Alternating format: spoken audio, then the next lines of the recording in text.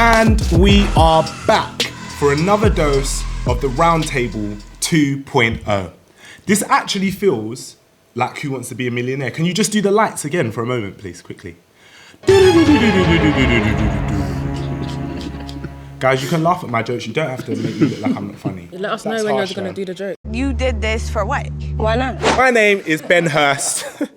I'm going to be your host for today, and today I'm joined by an amazing group of people. We're going to be discussing a political movement that has impacted and grabbed the attention of the world. Black Lives Matter.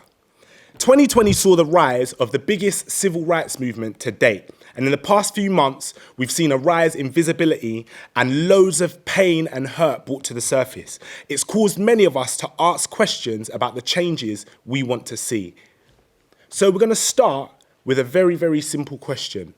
What have you learned, or how have you been impacted by Black Lives Matter? How has it made you feel?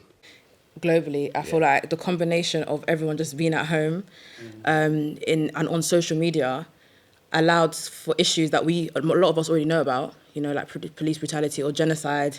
It's kind of bittersweet. You're like, yeah, everyone's focused, but it's like it takes an extreme situation for people to be like, oh, there's a problem. So for me, I was just a bit like, it's mad. For myself, I feel like I've been super empowered to do just whatever it is that was already inside of me. I feel like I have the strength. I feel like I have the ancestors.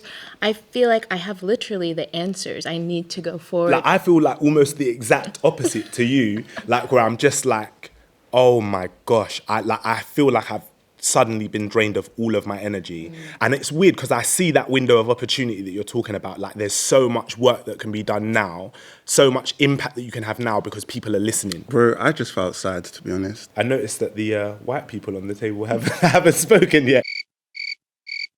Honestly, like, I felt quite a bit of guilt at first for not having done enough. If I have an understanding, then I should be calling other white people in to do that work as well.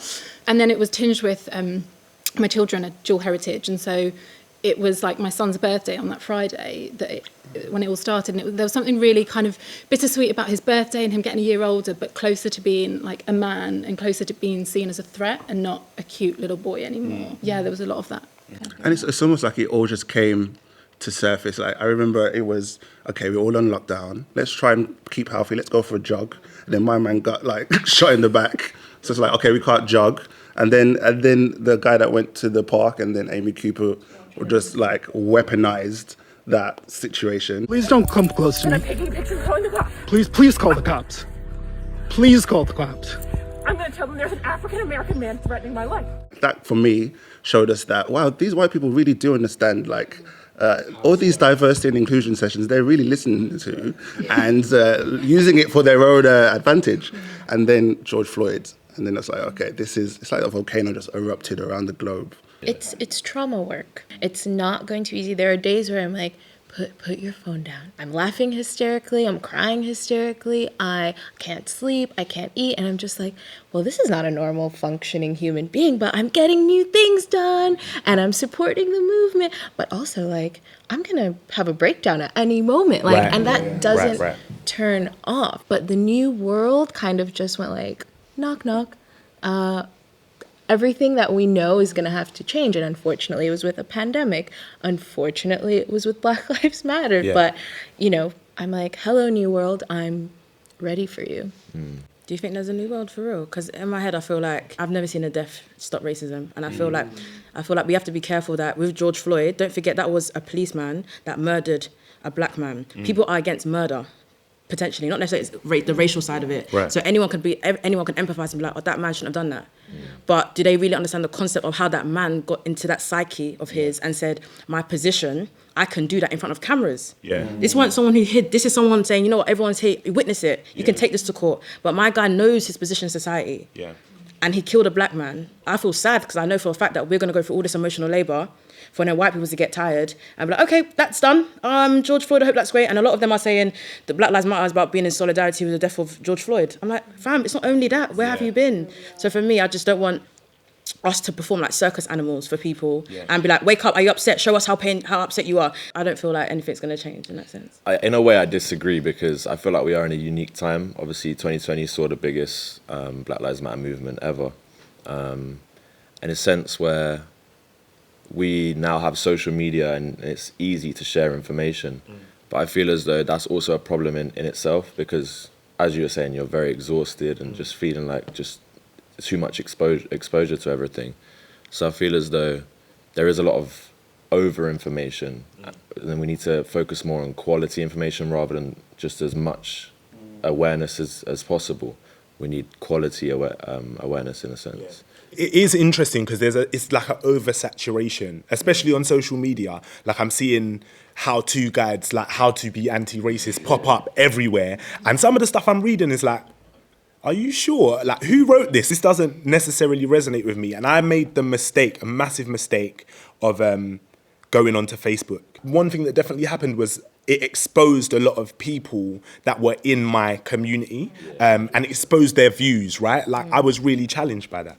It's funny because there are people really exposing themselves on it doesn't matter what your viewpoint is. People are like, I have the power to speak up.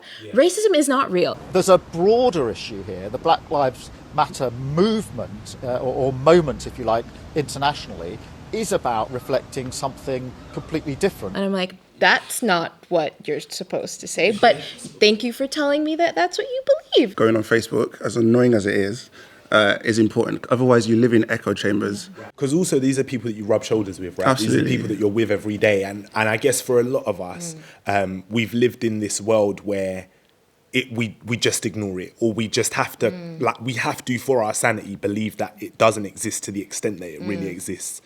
Black pain is so normalised that people aren't shocked by it. Do you get what I'm saying? If it happened to a different race or group of people, it'll be shocking because you don't have that idea of them as people who enjoy suffering or endure suffering. Right. But black people, our suffering is so normalised that, for one, a lot of us, and especially the older generation, don't even know that life could be different. So I think that normalisation from our part, our survival, has convinced white people that there was no complaints. Because they're thinking, what, you never said this before? Yeah.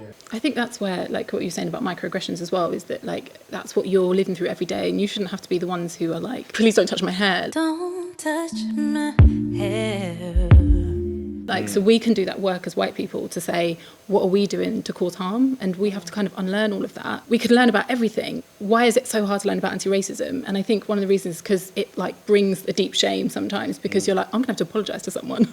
Or, you know, or like, or a lot of people. It's our job to then actually unlearn all that so that we are not causing, especially in the church, that we're not causing harm to, like, people in the church and around the world. What role does the church have to play in this situation? Because I think that's an interesting conversation for us to get into. The tea is exceptionally good today.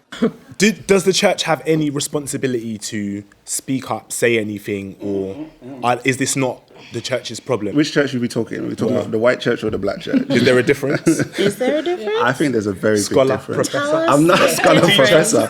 I'm not the guy that's going to give you a history of that. But I think there is a profound difference, and a difference that is consequential and not intentional. My grandma came over to the UK in the 60s. She came with her husband and they moved to Coventry and they tried to go to an Anglican church there. They went to 2 services, and on the 3rd service, they got told, don't come back. Wow. They got told, well, A, they got told, don't come back, and B, they got told, your daughter, my mom, can't play with, like, the white kids. You get me? So out of that, they started to start their own churches in their front rooms, like, and then people came to the front room, and then that grew into, like, school halls, and then school halls turned into let's open church buildings. They couldn't even get loans from the bank to open church buildings, so they started their own little partner things and like microfinancing. That's what we call it now. Those churches became the town hall of our community. Those churches became a place where you'd get education, where you learn black history. Our generation probably has to do a better job in taking up that baton. But then the white church, well, you know, yeah. I think it's difficult to say white church as a whole because it's kind of 2 extremes, but there is in the middle as well. So I go to Hillsong, and Hillsong's, like, very diverse. Sorry. Is it? Yeah, no, carry on. No. As in, like, the congregation? Right. Yeah. Were you talking about leaders in... Well, that was the smile that I gave. But so in terms of the congregation being diverse, I find it is a responsibility of the leaders to raise awareness and ensure that the congregation are having those conversations. Right.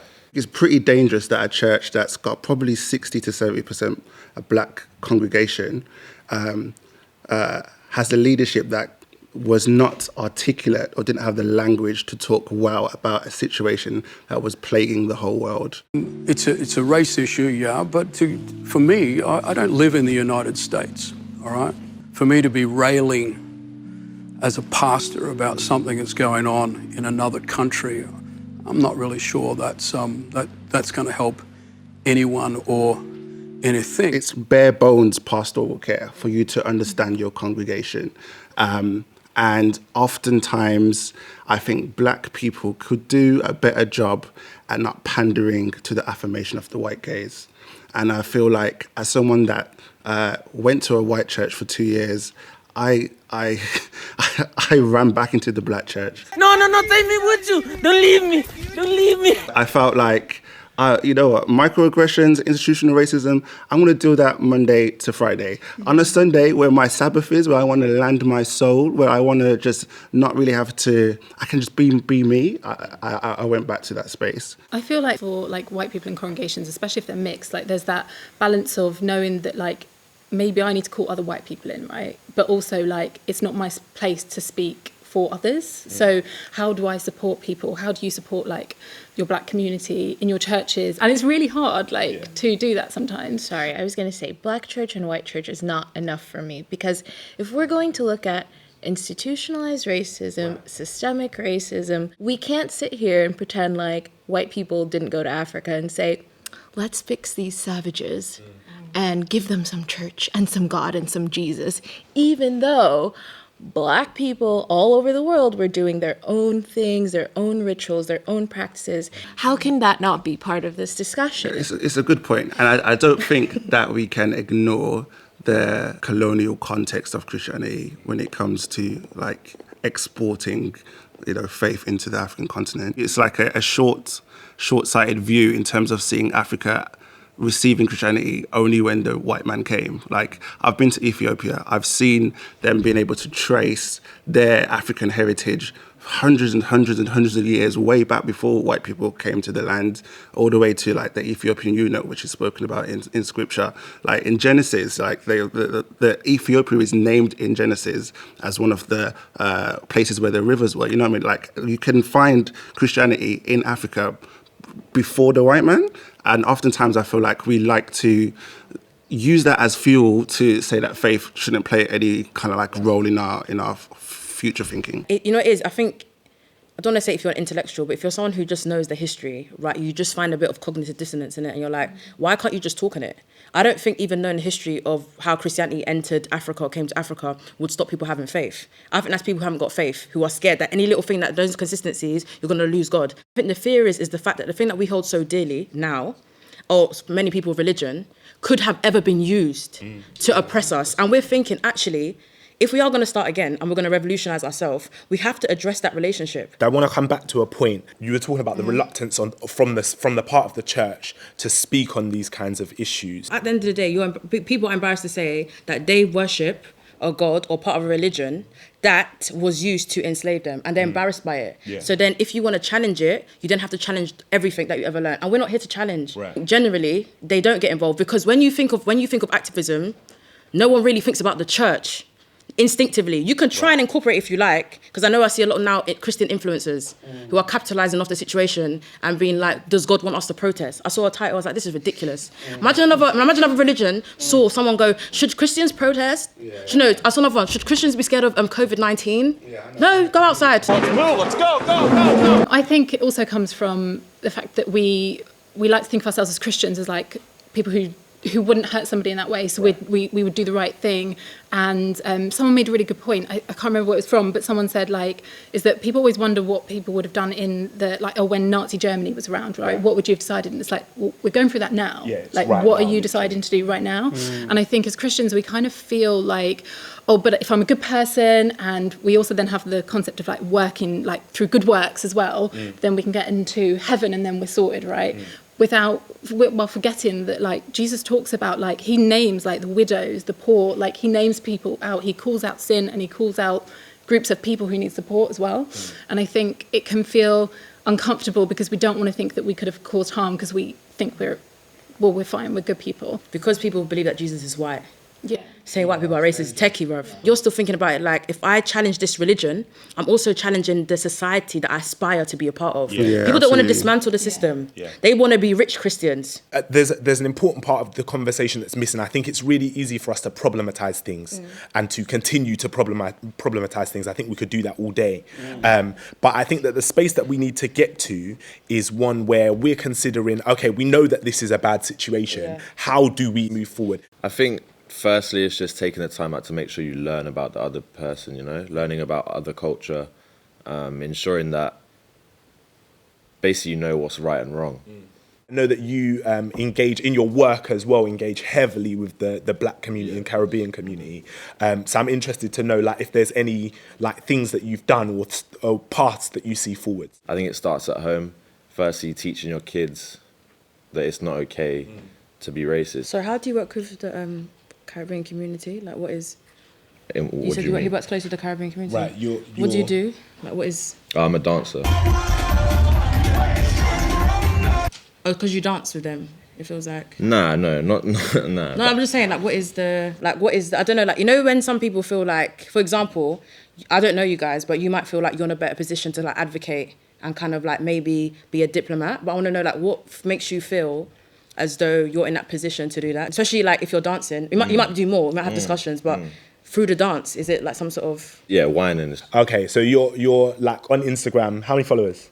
160k. Shout out to you, 160k followers for busting wines. Yeah, so you just whine.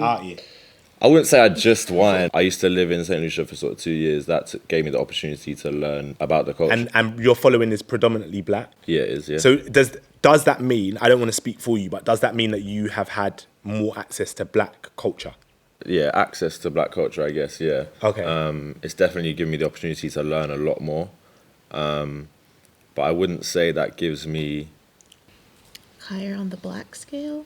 More Black wits. Like, it doesn't mean that you know... A unique position to advocate more than the next person kind of thing, But when you were in those communities, though, did you actively seek education, though? Because is it just from hindsight you believe, through your natural interactions that you've learned? Because I don't think these are situations that we're going through that you can learn ad hoc. I think it's something that you would actually have to ask the right questions, because I've got white friends who would never know what I'm going through. I don't bring that to the table. So for me, I get what you're saying. You spent 2 years in St. Lucia and you dance, and your audience is white. Are you Black? But at the same time, do you ever think as well that like the reason why you have maybe that platform as well is because you're a white person doing these dances? Maybe that if I was of a Black course, girl, I know that is the reason. Obviously, that is the reason, because so my whole brand is around that I'm a white person that can whine, and obviously that's a rarity. There's so many things we can kind of pick at and say, like, well, one, you're exploiting Black dance and Black culture, and two, you're not, you just went to St. Lucia, and just because you were next to the culture doesn't mean you understand the culture, doesn't mean you're even advocating for us. Like,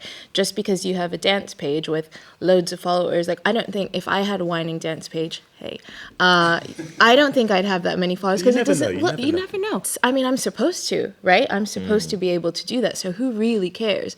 So my thing is, just in the same way, there are Black people who say, well, by default, I'm Black, so I know the struggle, I don't need to protest, I don't need to sign a petition, I'm just going to sit here and be Black, and I'm not going to educate myself. Like, you could be doing the same thing. So it's not about like proximity to Black culture, it's about, are you actually activating your... It's not... Curiosity is not even the right word here, right? Because...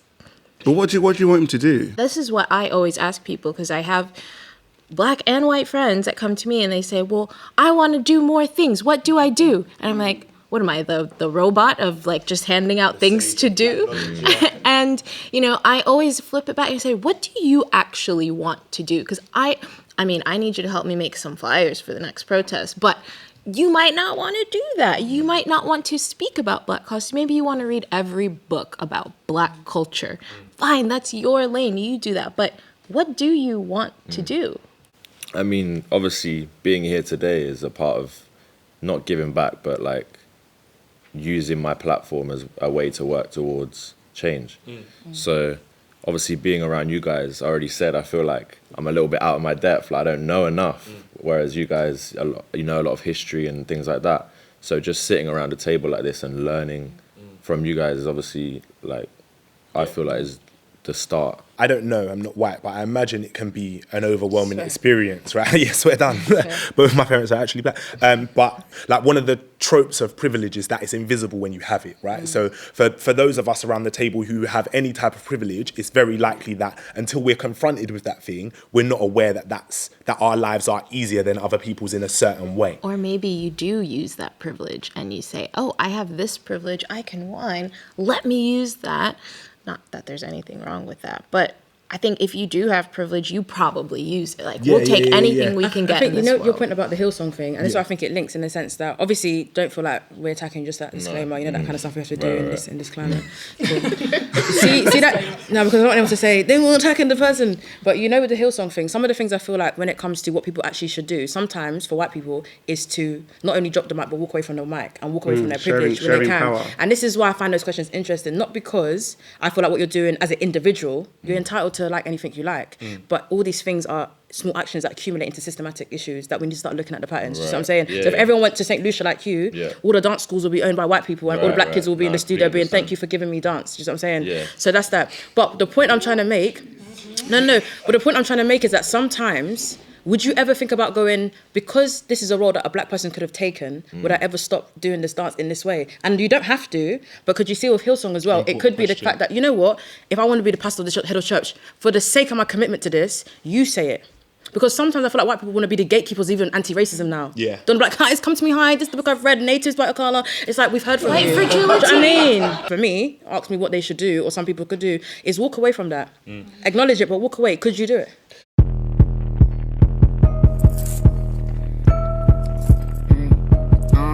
Could I walk away? Yes, I could. Yeah, I could. But the thing is with what I do, it's obviously just a dance move. So whining is part of Caribbean culture and it's been there for years, right?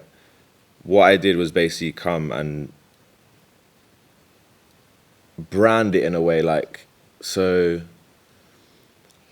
not brand whining, but as in like, He's like, stop there. It's just like, turn it into something that can be a profession, right? So I'm not going to say before me, because there was people before me, but it never got to that. Riders. I was the first. Yeah. Right. So I think in a way I have been paving a way for Black people to come after me, and you... Do me a favor, please. Get out of here. Get out of here, man. You know when I'm when I'm speaking, it's off-putting. Everyone keeps like looking at each other like. Oh my God! Okay, it's happening. Everybody stay calm. What's the procedure, everyone? Yes, all of the above. But can you just finish what you were saying, that you're paving the way for Black people to? No, not paving the way for Black people as such. Paving the way for someone to do what I do. I've completely lost my train of thought, to be honest. If anybody has anything that they want to say in closing, I believe one thing we need to do as people in the fight, or people passionate enough to help move things forward, we really have to find the time to protect ourselves and our strength. Because if everyone at this table just started crumbling, having breakdowns, which it's all fine, it needs to happen, and we're not protecting ourselves, how are we supposed to do the heavy lifting? I'd say an important thing is just to stay consistent. I think people just need to be revolutionary in their approach. I think it's not enough to change one element of a wider system and think everything's going to be good. It's clearly there's a lot of bad eggs in all these systems that if we really want to start again or make a utopia for ourselves, we have to address a lot of things that we're comfortable with. And I feel like until you understand activism is discomfort. You will never understand. You always see your exhaustion as something that's negative, or you would always see this topic as something that's just long. Do you know what I mean? You have to be very revolutionary from every angle, whether it's whiteness, whether it's capitalism, whether even your own view of religion, whatever it is, whether it's classism, you need to be revolutionary. Otherwise, you're gonna just make small, irrelevant changes in small, isolated parts and not actually bring down the systems that are heavily interlinked. So I guess what I would say is to just like not be scared to have the conversation. So like I wasn't sure about coming here, and I was like, I'm really nervous to come and chat with people, but I'm really glad I did. And I think like it takes people having conversations again and again and again, and listening to people and what they need you to do to support them, so that we can actually like move together as, you know, a concerted effort to move together and make change. I think like we've got to keep up the pressure, man. You know, I think change has to be institutionalized for it to be realized. I think change in the conversation space stays in the conversation space, but until we really organize ourselves and work out like what we want and what we don't want, and move like coordinatedly, if that's a word, towards that, we would see the change that we really want to see in the world. I think the church has a long, really complicated history, which isn't all good and isn't all bad. If I look back at, you know, Martin Luther King, even though he's quite sanitized these days, but, you know, that like his anchor was Ebenezer Baptist Church. When I look at like, you know, the Freedom Bus, and when I look at all the stuff that was happening in America in terms of the civil rights movement, even the Brixton riots, you know, all this stuff, these protests provoked change that institutionalized new legislation, new laws, really patterned things up. So I think that's important. So I think we need to work out what we want. So we need to work out what we want. We've had an amazing conversation. Thank you to all of our participants. We've shared some really candid stuff. And I think one thing that we can take away from this conversation is that everybody has a role to play. Whether it's looking after yourself, whether it's educating other people, sitting down and educating yourself so that other people don't have to do the heavy lifting for you. And if you're part of a church community, make sure that you're engaging in that and challenging and pushing the conversation further forwards. Follow us on socials, like the video if you like the video, subscribe below for more content, and we'll see you again soon.